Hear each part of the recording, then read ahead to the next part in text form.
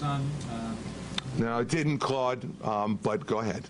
I didn't get any sun today. My question is this. Are there lifeguards at the... No. No, there's no one at Island Beach State Park. There are no lifeguards. There's no one to pick up the garbage.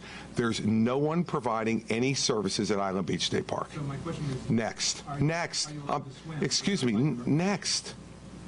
Next. I'm done. We're talking about the closure of government, and you're talking about your TMZ stuff. All right, so what's going on there? The journalists at NJ.com sent a plane to fly over Island Beach State Park, and they photographed Governor Christie and his family enjoying the warm weather. And now for an emergency announcement from the mayor. People of Springfield, because of the epidemic, I have canceled my vacation to the Bahamas. I shall not leave the city. Hey, you! Get that steel drum out of the mayor's office. Sorry, Ma.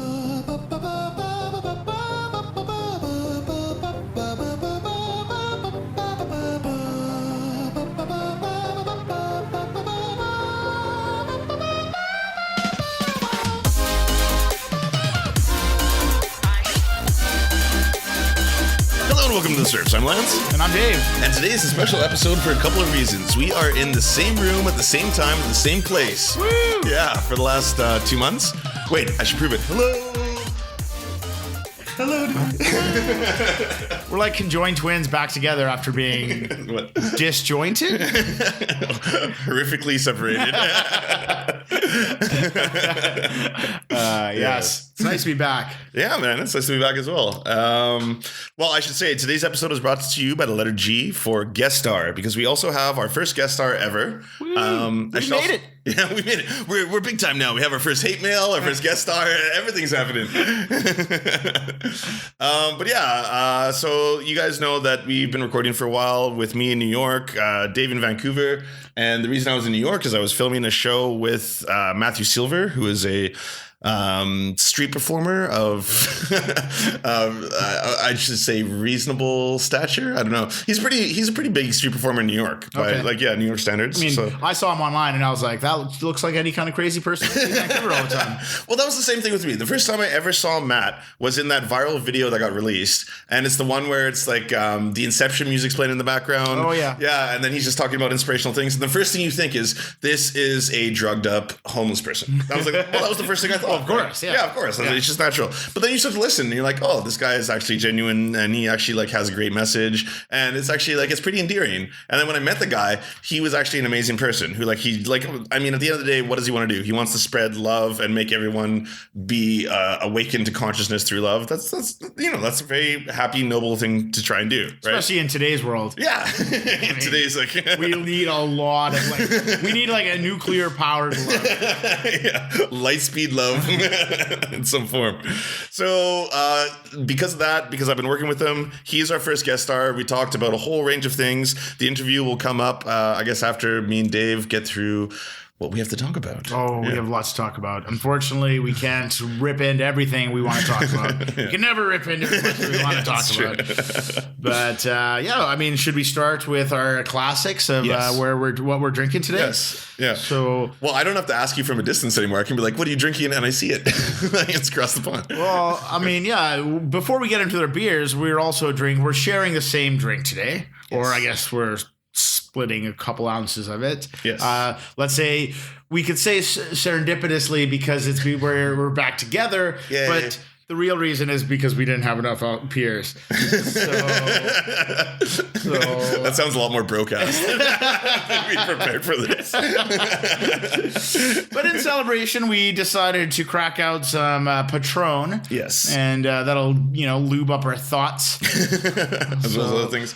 Now, is Patron well respected in Mexico? Is it kind of like the McDonald's of exported Mexican beer? No, well... Sorry, not beer, tequila. It's not McDonald's, but it's not like top shelf or anything. I think it's passable. It's passable. Well, it's delicious. Yeah, it's absolutely delicious. But other than that, beer-wise, what do you have there? I have the Cypress Honey Lager by Granville Island. Granville Island, I was going to say is like a local brewery, but it's got to be pretty big, right? It's exported. They're owned by Anheuser-Busch now. Oh, I didn't know that. Yeah. Oh, they're crazy. like mainstream. They have been for a long time. They were like one of the original craft brewers in Vancouver for ages. Right? Yeah, back in the day on Granville Island, right? Yeah. And they got bought out years ago. They sold out to the man. They suck now. Well, we're waiting to do the same thing. So, are you listening? Buy us. We're shills. I myself am drinking an Old Paddle Pilsner from Old Yale. Oh, it's actually a really good brewery because I've had the mixer pack. I have no idea where it came from. It's from BC somewhere. I got just shit faced off of this weekend, which I do not encourage. Do not get shit faced. This is like a comedy podcast. What do we say? Now on to the news. That'll make you want to get shit faced. Yeah, no kidding. The reason we drink. Well, I guess this week we start off where we've started multiple episodes, maybe episode 2.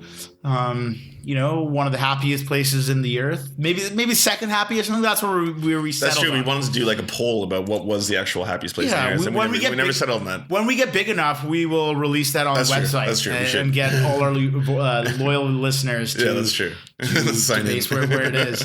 But of course, I'm talking about the Democratic People's Republic of North Korea. Yay. Where obviously everybody's heard by now there was another nuclear ICBM test. Yes. This one, North Korea claimed actually was capable of reaching long ranges. Yes. Yeah. And I think there's been numerous discussion by policy experts as to the veracity of that statement. Some say that type of missile, could get essentially from anywhere from Alaska pretty much down to our sweet home. Yeah, it could land in Vancouver as well. Yeah, I think it's like Seattle or maybe Portland all the way up to Alaska. Alaska being the most reasonable in range. I thought you were about to say the most expendable. Potato. Well, Seattle, Portland, Alaska.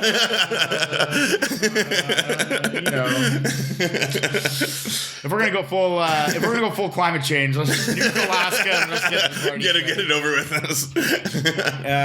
I mean, the odds of that's the full specs of that ICBM. They're obviously, we all know that country's broke ass in literally everything they do. Yeah. And they've been making large claims for a while. Yes. There's been so many large claims that we are capable of reaching way further distances than they actually can. Yeah. Right. Yeah. I mean, the thing with those ICBMs are that it's not just a matter of. In theory, they can get from point A to point B. They have that trajectory, but they need to have enough lift and power to get basically up into parts of the troposphere. I was gonna say it's past the troposphere, isn't it? Yeah, but it's for those of you who know your atmospheres, it's basically almost outside of the Earth, and then it drops down. Yeah, that's where the payload happens. Yeah. And I think the biggest problem is they don't really have the capabilities of sustaining the rocket that distance. Not to mention if the warhead is actually going to be able to be intact when it reaches that point, right? Yeah. But I mean, on the other hand, they're clearly making slow progressional steps towards. Well, way scarier progression than I would like. It's very frightening because they are fucking nut bar enough to do something. Yeah. And this test, like many tests, I believe they've been doing this test pretty regularly on Independence Day. Yeah. They essentially set themselves up to poke the bear all the time. Which is so ridiculous. It's an interesting tactic. I mean, I can't say that it makes sense. But basically their entire credo is kind of like, look at me. Fuck America. Yeah, no shit. Yeah, it's very frightening if they're getting ever closer, because at some point, I don't know, something's going to have to be done. And as we said in our second episode, I think there is no good options. No, absolutely none. Yeah. Right. Even the hardcore rhetoric that's kind of coming up the other side, what is the exit game in this? There is right? no exit game. Right? Like what definitely doesn't help is the president going out online on Twitter once again to do foreign diplomacy through Twitter. Was to say that Japan, and I think he called out China as well. He called out China and saying that their actions clearly didn't work because China promised him, or he said that China would take care of it. Obviously, they wouldn't. Yeah. And he basically said now that South Korea and Japan would have to go to war with them if push came to shove. Which, is pretty fucked up that you're basically telling, it's like a schoolyard kid being behind two other guys and being like, well, these guys are going to beat you up, Like, yeah, no shit. South Korea, obviously, both those countries have the most to lose in a conflict. Yeah, absolutely. Yeah. Millions of lives will be lost. Like, it's ridiculous. Yeah. But at the same time, what do you do? Right? There's there's not much.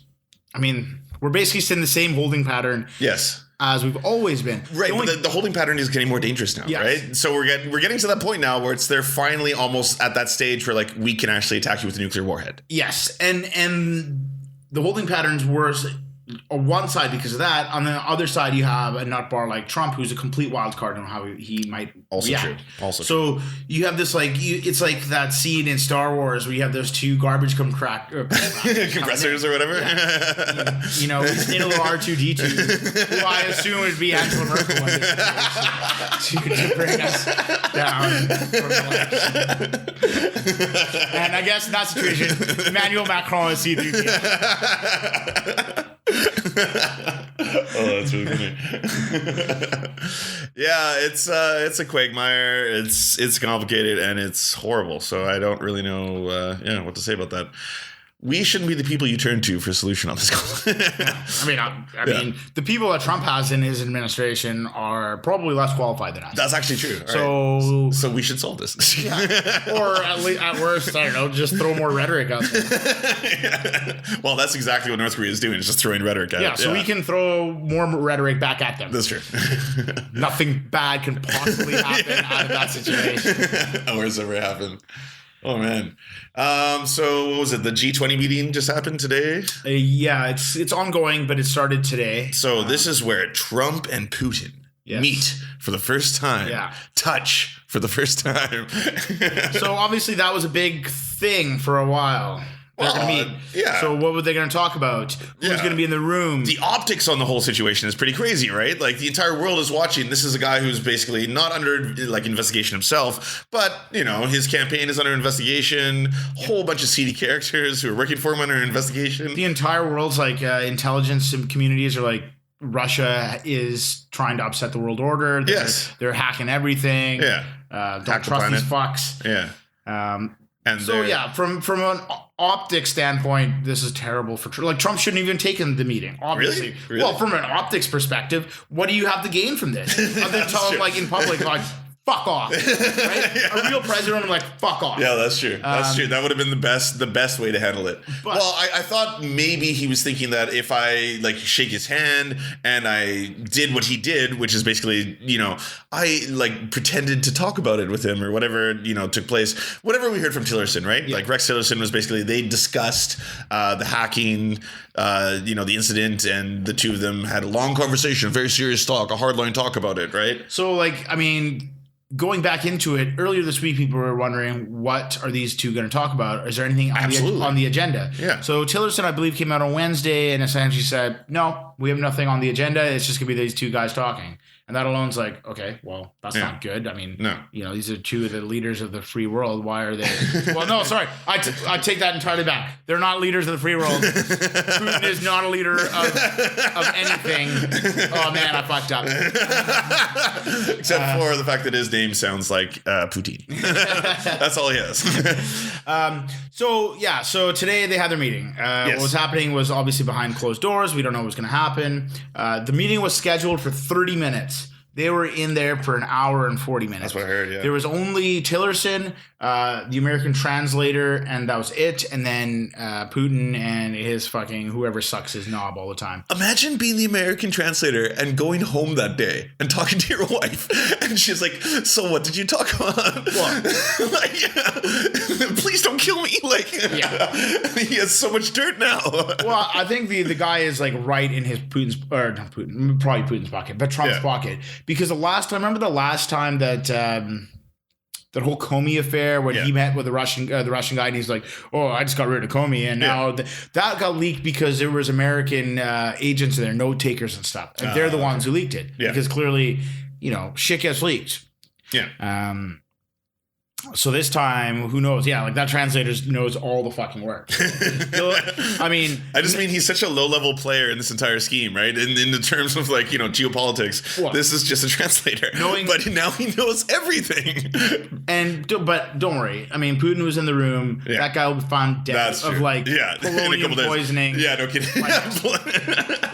The number one cause of death in Russia, bologna poisoning. Yeah. The number one cause of death of anybody who speaks ill of Putin. Bologna. What a coincidence! Yeah, like it's like, oh, another heart attack. Oh, yeah. Oh, your like political opposition died. Oh, wow, what a surprise! Like, yeah, yet again. And another slap in the face of, I guess, democracy. When they walked out or into their meeting, I think it was out. Trump comes out, or Putin came out, and he's like, "Oh, so this is the news, or this is the media that's been giving you trouble. These guys have been laughing at you," and then they just like laughed. What? I didn't hear that. That's crazy. Yeah. Oh wow. So it's it's like, and Putin kills journalists. Yes. Yes. We're on a slippery slope of, I don't know. If you're a journalist out there. Yeah, well, good on you. You have balls, and you're in a precarious situation, of which it's not a great time to be a journalist.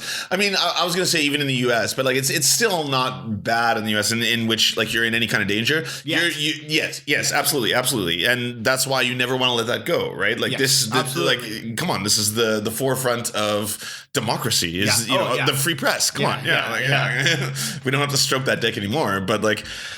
In Russia, it is definitely dangerous. Oh, like exactly. Yeah, it's like basically there's state-sponsored media, and then I believe there's the Moscow Times, which is like the only reputable. And any one of the Moscow Times like editorial staff who ever even like squeaks a slight impudence against Putin doesn't last long. No, I don't get death, but they're usually fired pretty quick, or silenced, or something else. Or killed, or they get out. They are killed. Yeah, they are. Yes, or a lot of them do leave and like go on to have journalistic careers elsewhere. In another country. Long-standing critics don't stay long-standing for very long. Even like people who don't speak out against, the administration somehow die. Like there was that CIA agent in Canada who got a random poisoning that doesn't really occur here very often, right? Probably polonium again. Yeah, polonium. Like I was like, oh, polonium poisoning. Well, that's not, mysterious. Like, okay. What was interesting was, I don't know if you saw the picture, but there's already a famous picture of their meeting of Trump and Putin sitting next to each other. And Trump puts out his hand. And apparently Putin looked at it first. Looks at it first. Yeah. And that picture has become already a viral hit in Russia that all the media agencies are pushing out. It clearly just shows that Putin's in control. He's the one who's like sitting there, and it's the American president who's reaching over. And that's so odd because Trump is known for the hand grab, pull in, jerk around. He did not do that. They already saw like he went for a limp dick handshake, and then he gave him a pat on the back. And right away it was like, who's the cuck now? Little bitch. Oh yeah, ridiculous. All right, well, read into that as you will. Speaking of cucks, always a great segue. Apparently, we have a large beached whale to talk about. Sorry, a speech to what? A large beached whale? Oh, yes. Yes. The biggest beached whale. And I mean, bless him for, he's such a fucking dick. Yeah. But bless him for basically exploding the internet with memes all over the place. Amazing. Always a gift. Yeah. Always a gift when the internet collaborates. That's when I gain faith in humanity. Yeah. When the internet like works together to Photoshop something, it's always amazing. Yeah. So what we're referencing is obviously the story of fat fuck Christie, who just continues to be an asshole and the worst, most hated governor. He's probably running right now, in power right now. Due to budget constraints, I think it was a state budget shutdown, right? Yeah. All the beaches in... Well, the beaches, the parks, anything that was basically state regulated. Yeah. Public anything. Was shut down. The day before Independence Day. Yes. Now, in Jersey history, this has happened before, but the governor's always had I wouldn't say common sense, the human decency that's a good way of putting it. To leave the beaches and stuff alone until at least the day after fucking Independence Day. You know shit. So that sucks, right? Yeah. To close the beaches sucks dick. Yeah. But you know what sucks worse than closing the beaches? Is you and your family going to the beaches when the beaches are closed. Holy shit. It's so scandalous, and it's just like, it's something like, I don't know how he thought he was going to get away with it. He doesn't care. Oh, he doesn't. Yeah, that's got to be it. Like, yeah. It doesn't matter what I do or say. Yeah, it's the Rob Ford, basically. He's basically Rob Ford without the crack. Yeah. He's a fatter, less cracked out version of Rob Ford. See, I prefer the crack. I would rather know it's way more funny. It's way more hilarious. I want my corrupt politicians to be high on crack and to be, deplorable and falling apart. That's it. And he died already, so Well, that was cancer, not crack. But whatever. God did his work. Cancer's coming for you too, Christy. Fucking fat. Yeah. So everybody's seen that picture, and obviously it went fucking super viral. His fat gunt. Yeah. That's so true. And just the audacity to sit there with your family. Like, obviously the news copters are. Well, I was going to say, never mind the audacity on that. How about the press conference afterwards where he was trying to deny it? And like thank God, I forget whatever journal he was working for, but the guy who was asking him the questions was being so cheeky about it. He was like, how are the lifeguards at the beach? And he was like, there are no lifeguards. There's no lifeguards. No one's working there. He's like, oh, okay. So how was he's like, stop. You're trying to do TMZ. This is TMZ, blah, blah, blah. Yeah. And I was like, oh, that was awesome. Like, that's such a good journalistic, dick cheeky way to kind of question it. So shitty. Yeah. And I read after that there are some old actual properties, like bungalow properties, that due to, I guess, grandfather in, having been grandfathered in, exist on the beach but are technically private property. Oh. And the inhabitants are old people. They're generally they've been there for 60, 70 years, old people. Yeah. And they were all told on the eve of Independence Day to get the fuck out, or you'll be arrested. What? Yeah, they were evicted. What? And I read the article with them, and they were not mad at the police. They're well, the police were just doing their job. They were super nice about it, but we were told to get the hell out. Oh my God! That's ridiculous. Yeah. And then there's Christy just fucking sunbathing, his fucking shirt on. Yeah, shirt on, sunbathing. Fuck, disgusting. Yeah, he's deplorable. Well, yeah. Speaking of deplorables, I love segues. They're so fun. So this also became viral. So I'm guessing some people out there heard this and stuff. But I believe it was actually on Independence Day. I could be wrong. Either way. Yeah. Let's say it was on Independence Day. Yeah. NPR, the news station, Oh, this is so glorious. Went on their Twitter feed and started slowly tweeting out the Declaration of Independence. Verbatim, word for word, tweet after tweet. There's only 140 characters in Twitter, but they did the entire Declaration of Independence start to finish. Yeah. And all the Trump retards, not all of them, but the Trump retards came out in full force. Oh, yeah. basically accusing NPR of anti-Trump hysteria. Treason is what they were calling. Yeah, they were like, "This is treasonous. How could you use this rhetoric?" Blah blah blah. Yeah. Well, because it is funny, reading the Declaration of Independence broken up into 140 characters. I'm like, wow, this really comes harsh against Donald Trump. That's true. That is an aggressive statement when the Declaration of Independence is calling out the current president for being unfit to be the president. NPR did that for that reason. Oh my God, yeah. They were just in a circle and they're like, how can we troll Trump perfectly? It's beautiful. Oh yeah. There's so many tweets out against it.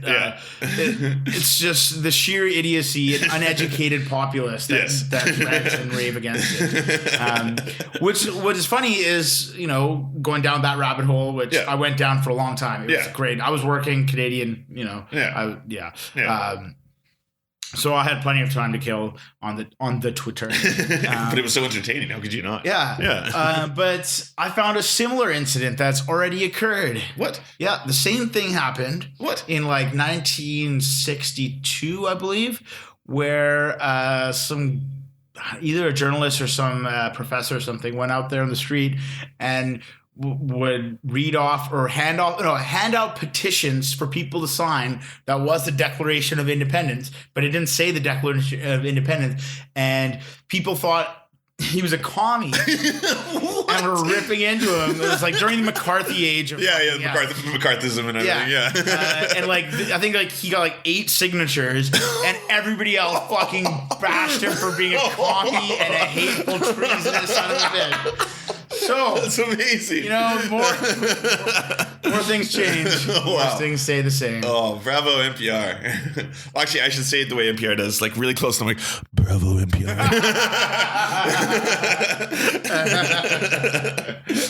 Oh, wow, that's incredible. Yeah. Awesome. All right, well, this week we don't have a Lugerpress, we don't have, a Cretan. We have a special guest, so that's going to happen right now. And then afterwards, we'll talk to you a little bit about, magical things.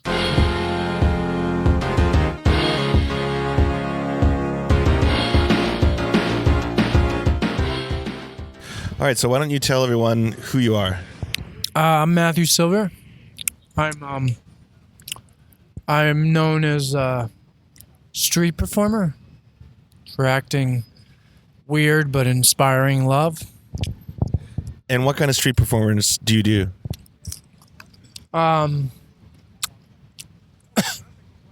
I try to make people laugh. You're eating a raw turnip right now? Or a raw beet? Yeah, I'm eating a raw beet because it has nitric oxide or something. It oxidizes your blood, so it actually gives you energy. It's really weird. Does it work like an energy drink? Yeah, it gets blood rushing through your brain and it gets the blood rushing, so it detoxes you. Oh, that's really cool. I've never heard that before. Most people don't like the way beets taste, and so this will never be a fad. They'll be like, "Ill, you're eating a beet." People are picky about what they eat and what they look. They're picky about superficial things, and we're never like. I mean, that's how we're raised through the media and the. It's just like how we learned to have this idea of I like that, I don't like that, and that's not just a hipster. That's just what we're the culture that we're born into. I just remember in elementary school, that's what it was. I like this, I don't like this, and then if your friend doesn't like it and you like it, and are we still friends? It's very weird. Everyone's always scared about being different. Exactly. Yeah. The beat sounds strong though. Yeah, if it's healthy. Well, it's making me cough because it's got the little gritties. Yeah. And I'm talking. I shouldn't be talking and eating at the same time. So, going back to your street performance, you said you spread the message of love through what means? Through clowning, if you want to simplify it and put it in a box. A lot of people like to call it performance art. They like to, and then a lot of people are still like, what? I don't understand. What is he doing? And that's okay too. It's good.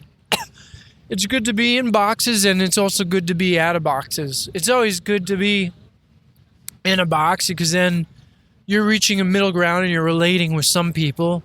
And then it's good to be out of a box because you keep people guessing. Like Bob Dylan, he was like put in a box. Everybody's like, oh, folk music, and then all of a sudden he broke the box and he said he did something that wasn't folky, and it got all these folk fans upset. But it's his life, It's your life. You have to follow your heart and break boxes and get in boxes too. I mean, I used to think like it's always about getting out of the box, but it's both. I mean, it's that's what the whole yin and yang symbol in China is about. It's just like we're it doesn't matter what we're doing in this life right now. We're finding balance for our existence now. And a lot of the things that confuse it a lot of times is time, is thinking too much about the future and thinking too much about the past. And that makes you neurotic because both of those moments don't exist anymore. And I guess my performance is to get people in the present moment, because the only thing that really matters, the most important thing that really matters in the present moment is how you put your energy out there. And the main energy is love, loving kindness. I mean, maybe it's not the only energy. I'm sure but loving kindness is it's fulfilling within and it's fulfilling without. And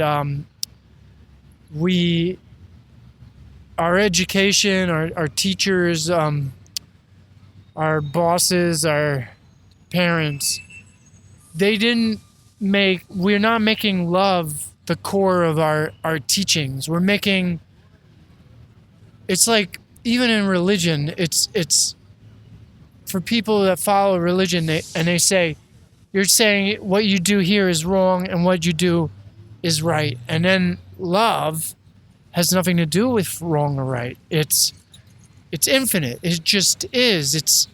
You're loved even if you fuck up, and people need to feel that, because I'm sure most people could relate. I got a D in school and I felt like I didn't deserve any love all of a sudden. It makes you feel worthless. It made me feel worthless. I mean, school does the main, because, I mean, even if I failed and I got the D in this class, that has nothing to symbolize the future of your life, and people have to know that. People have to know if you're not good at one thing, you could be good at another thing, or they have to know that they're just learning and they don't learn at the same speed as other people do. By putting letter grades, it's a system that creates finites. This person E, this person A, and it's a variation of those books like A Brave New World. Do you know The Brave New World? Or 1984, where this person is marked this, or in the present day the caste system in India. India. I mean, you're this person for the rest of your life because you were born in that family. Yeah. No, what we all need to learn is that we have the same thing as somebody who's wealthy or somebody who's quote unquote smarter. We all can't come from the same energy, and that energy is the potential. And you have to just believe in your brain structure and the weird way it is, and you have to, I mean, you just have to keep waking up and going forward, like the grasshopper, I'm sure you heard this quote before from grasshopper doesn't jump sideways or backwards. It only jumps forward. Yeah. It can only jump forward. It's really weird. It's funny you mentioned 1984 and A Brave New World, because I think they both have these kind of dystopian visions of the future. Yeah. And 1984 was about the government basically controlling the people, whereas A Brave New World was the people being so sedated with, media, alcohol, stuff like that, that they didn't really care what was going on around them. Do you think that's become more relevant than the idea of the government itself controlling us? That we kind of sedate Wait, ourselves. ask that question again. So A Brave New World is more about people sedating themselves with either alcohol or... Well, only some people. Some people, yeah. Oh, and they also had this soma drug or whatever. Right, yeah, exactly. So do you think that is more of a vision of the world we live in today than the idea of 1984 where Big Brother controls everything you see or read or do? Do you think that one became more, Well, okay, so we have what Big Brother. There probably are microphones in this park, or literally the one I'm holding right now. Oh, this microphone, and it's connected to the internet, and they have access to it. Yeah, of course. We've already learned that through thank you to Edward Snowden. I mean, we're only theorizing it, but now we know that it definitely, it's not just it's there. Whether they're going to use that information against me, that's a whole nother ball game. Mm-hmm. So we have the surveillance, but then the using the drug and stuff. What do you? I mean, we have alcohol. And now people they're just making marijuana legal. Yeah. And a lot of people are like, I need to smoke my weed. I need that to mellow. It helps them mellow out, and they need to smoke their. What's your question? My question was, do you think that became more of the world we live in today in terms of a prediction of the future rather than the 1984 prediction, which was that the government would control everything we see or do, or even language, right? Whereas Brave New World was more, we could just control ourselves by kind of sedating ourselves and watching sports and watching television and not caring about what was going on around us as the planet burns, so to speak. It's a little bit of everything. Yeah. I don't know if it's more of that or more of that. More of the other one. So going back, you think it's more of that? I think you had the nail on the head where it's maybe a little bit of both, right? Yeah. It's a little bit of government control mixed with, we like our Marvel movies and our good times. Right. But going back to what you do, so when you're performing in the street, how do you find the reactions are from people? Like, how do you find the experience?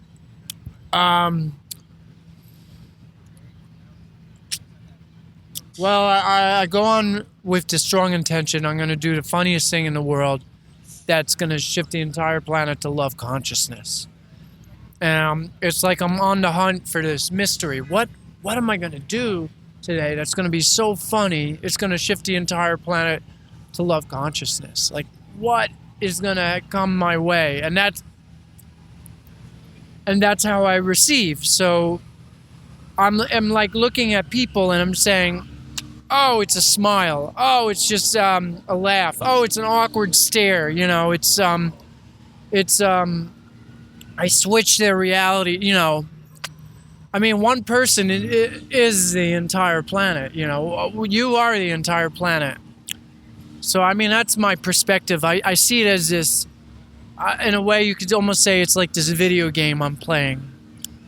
And another way, sometimes it gets to feel like work. Mm-hmm. And then I have to be aware and take a step back, and maybe I got to make some videos, or I got to do something different, It's hard work to do the street thing, because sometimes you're doing it for hours and people, you're not breaking through. But that's not true. Actually, you end up breaking through to somebody who's sitting like 50 feet away from you, and they're just watching you, and you're breaking through to them. It's like you're part of the park, so you're giving them the opportunity to watch you and talk about you and create like a story in their own head of you, of their own perspective of this world, and they choose to see what they want to see. If they see me and I'm not really interacting with people, they say, nobody's really paying attention to him.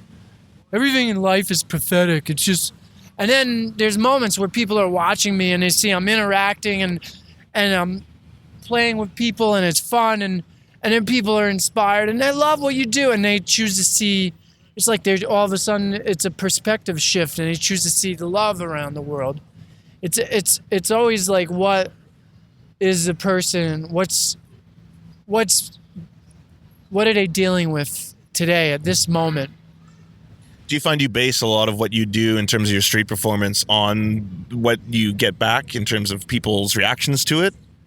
Yeah, it's whatever I do and how people react, and that inspires me. And then I tend to give out more than the average person, and I'm not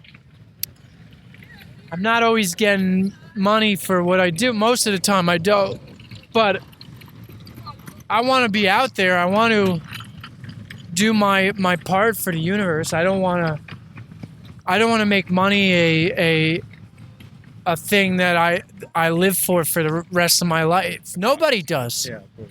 Nobody does. Once you find out like the real foundation of money is probably some secret dark company that's, you know, it's a private business. It could be the private business that owns money, which not the government. The government doesn't own the money. You know, it's nobody really knows. It's very mysterious too, because it's got the Mason on it, and it's got "In God We Trust." How confusing is that? I mean, is God in the money? I don't know. So they did that on purpose. In terms of the world these days, you know, we're just past the U.S. election now, and you know, there's obviously conflicts going on around the world. Do you find what you do is harder or more important than ever? More important than ever. It's not harder. It only gets harder because I get older and my body is not as physical as it once was. But it hasn't gotten harder in the city to do your thing.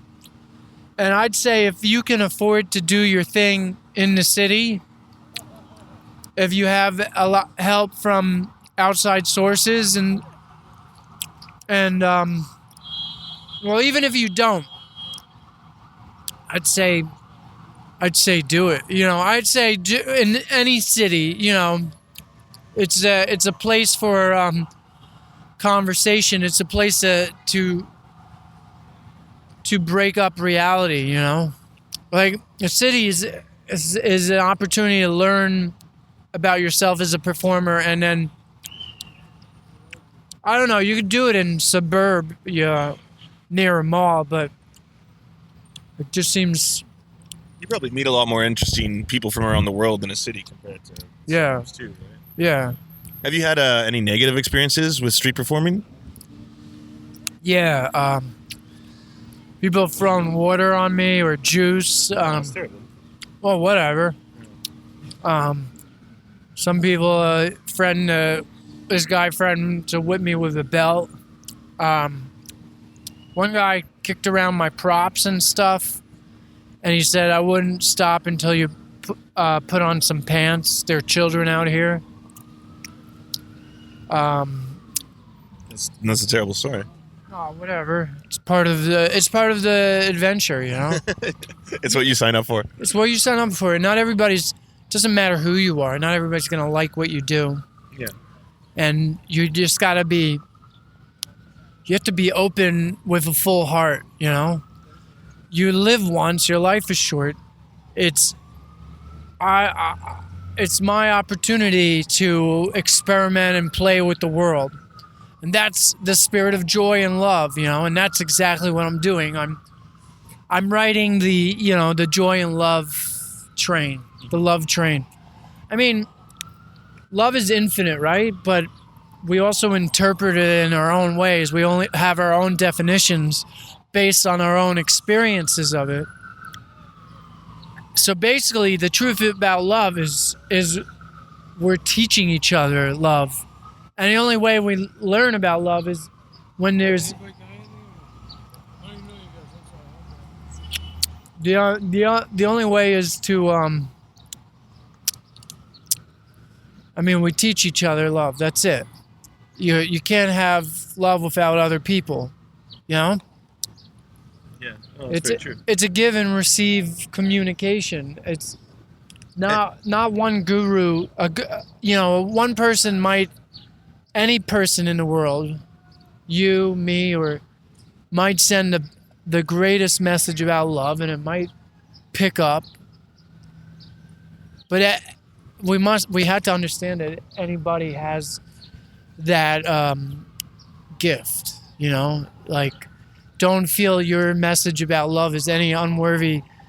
It's up to you. It really is. It's up to you. I mean, if you're in the mode that I'm worthy, I'm important, I have a beautiful message about love, then it's true. But if you hide yourself in the dark for too long, well, that's what you become. I mean, we all have to be really careful, because that's what unconsciously, that's what the machine does. The machine is, I am making money to get the things I need to have, mostly because I have a wife and kids, or to make a bigger company, and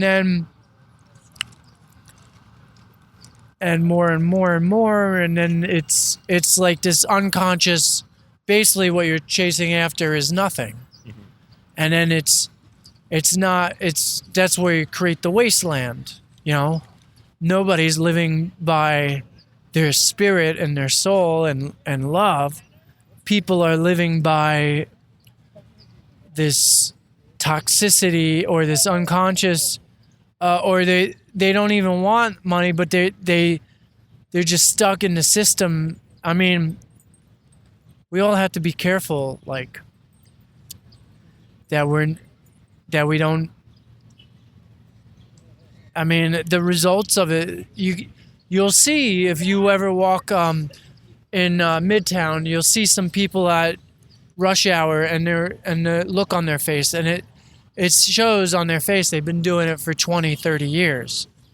Face looks dull and lifeless, and they're just like little drones, basically. Exactly. Yeah. And if this is something you've been doing for 20, 30 years, and you haven't been practicing or using what's important inside of you, love, and a whole bunch of other stuff. Love is just it's like the main root, but it shows you become lifeless, a drone, a robot, a wasteland, a zombie, a worker bee. A worker bee. Yeah. Do you have other friends and performers you work with when you do your shows? Well, sometimes this guy named Jesus. He's like a drummer on Buckets. His name Jesus. I perform with him occasionally. He's the most regular one this year, and then every once in a while I perform with a random musician.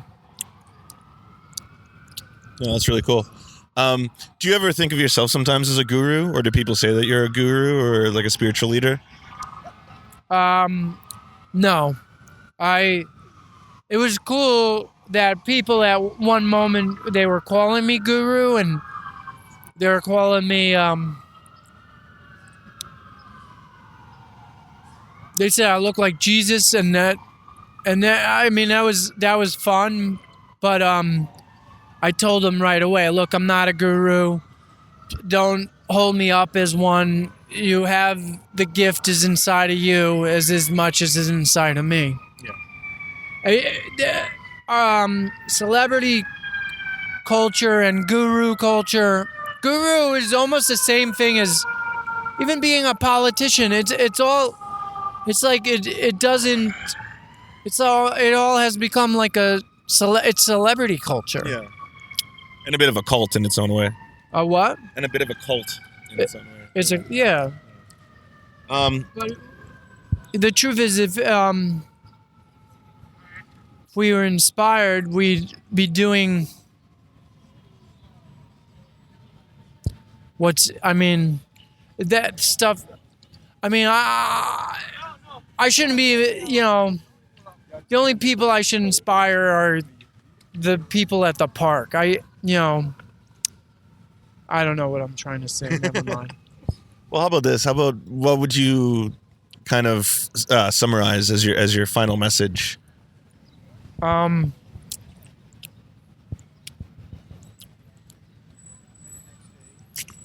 Don't rule out love. I mean, find it in your own life. It's infinite, so it's here whether you believe in it or not. It's innate. I mean, if a baby doesn't get love from its mother, it dies. We need love just as much as oxygen. And there are no, I mean, it's great to get the inspiration and advice from one person, but do not pray to that person. Do not see that person as the all-knowing. Basically that person is teaching you how to wake something up that's inside of you. And if that person is starting to say, oh, you're only going to achieve that through me, well, then that's scary. You know, that's when you have a cult leader of some sort. Yeah. Well, awesome, Matthew. Thank you so much for your time. Yeah.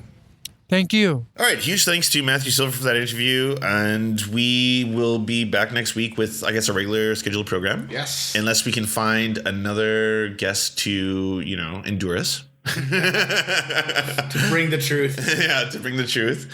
But yeah, visit theserfs.podbean.com, message in the comment section if you want to write anything. And yeah, we are the Serfs. I'm Lance. And I'm Dave. And vaya con el diablo.